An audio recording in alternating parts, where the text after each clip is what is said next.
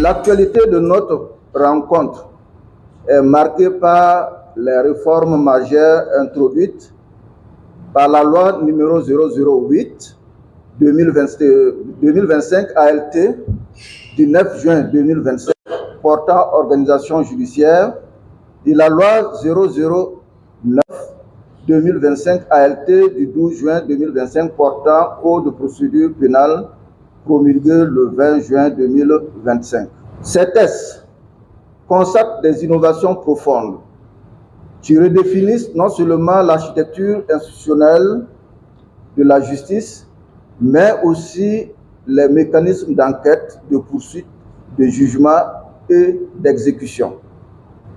Les innovations majeures touchent, entre autres, les mesures alternatives aux poursuites, notamment la médiation pénale, la convention judiciaire d'intérêt public applicable aux personnes morales, la composition pénale. Le statut de témoin également, les équipes communes d'enquête, les règles relatives aux saisies pénales, la réorganisation des compétences juridictionnelles, notamment la compétence criminelle des tribunaux de grande instance.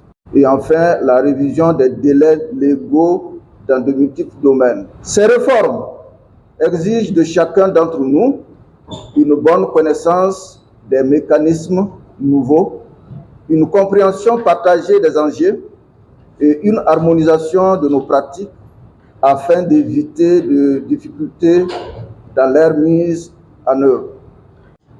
C'est d'ailleurs tout le sens de ce cadre de concertation qui constitue un espace privilégié pour dialoguer, comprendre ensemble, anticiper les difficultés et aligner nos pratiques professionnelles.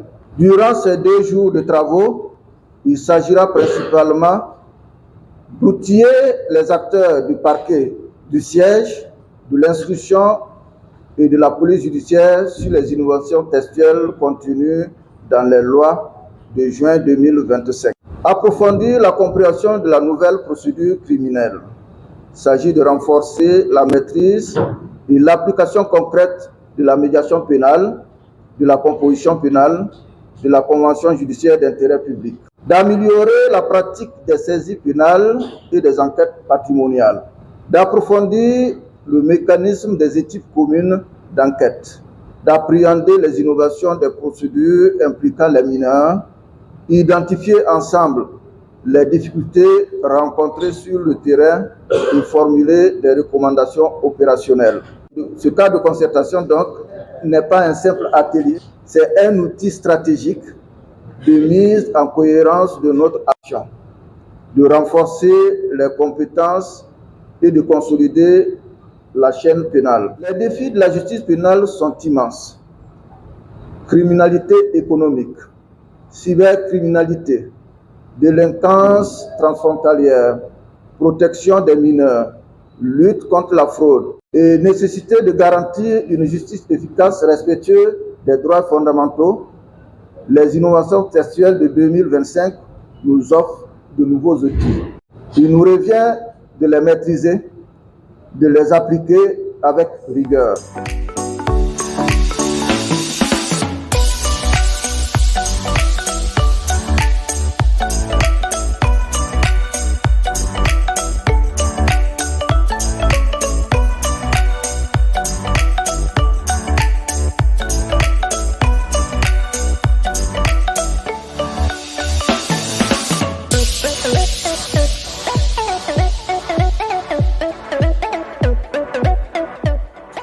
Donc la tenue de cette rencontre ce matin s'inscrit dans ce cadre, qui est donc le cadre de concertation donc, des acteurs de la chaîne pénale.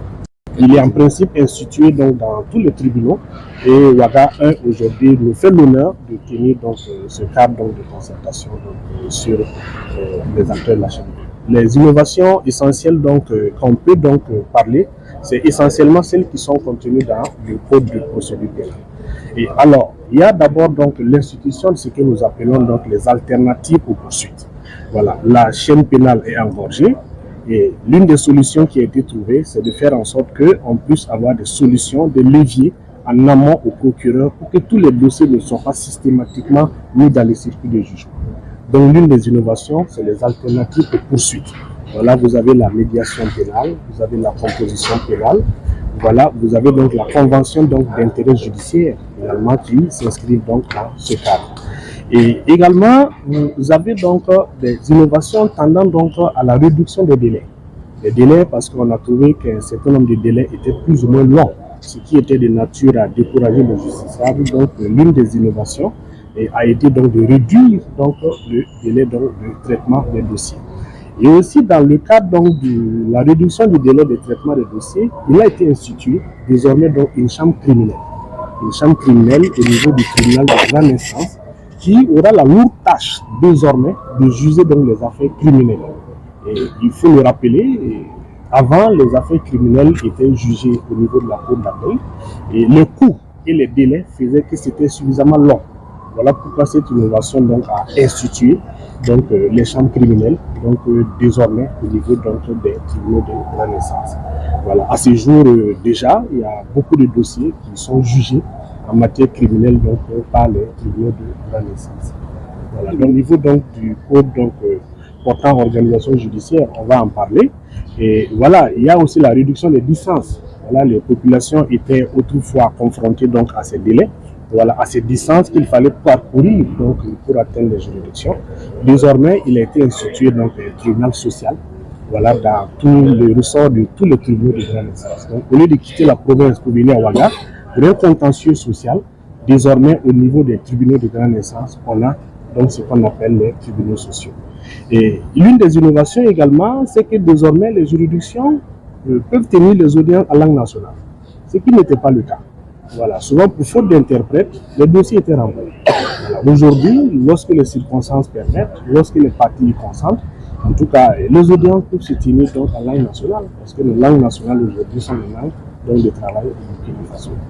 Voilà. Et que le cadre de concertation entre OPJ et parquet est déjà en fait quelque chose qui est institutionnel, parce que l'année passée, nous étions déjà en fait dans ces locaux pour échanger entre acteurs judiciaires de la chaîne pénale et harmoniser nos compréhensions en fait des textes.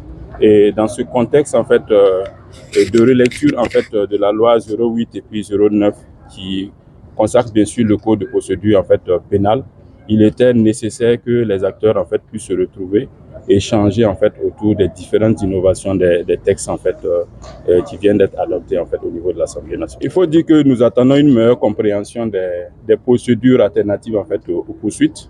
Vous avez vu qu'avec le nouveau code, il y a en fait la composition pénale, il y a également en fait la médiation en fait pénale pour majeurs, et nous attendons en tout cas harmoniser notre compréhension par rapport à ça et développer une pratique qui va véritablement aider les personnes qui seront en tout cas en contact avec nos services, soit les personnes mises en cause, soit en fait les victimes, à trouver en fait des mécanismes de règlement qui seraient en fait acceptables pour tout le monde.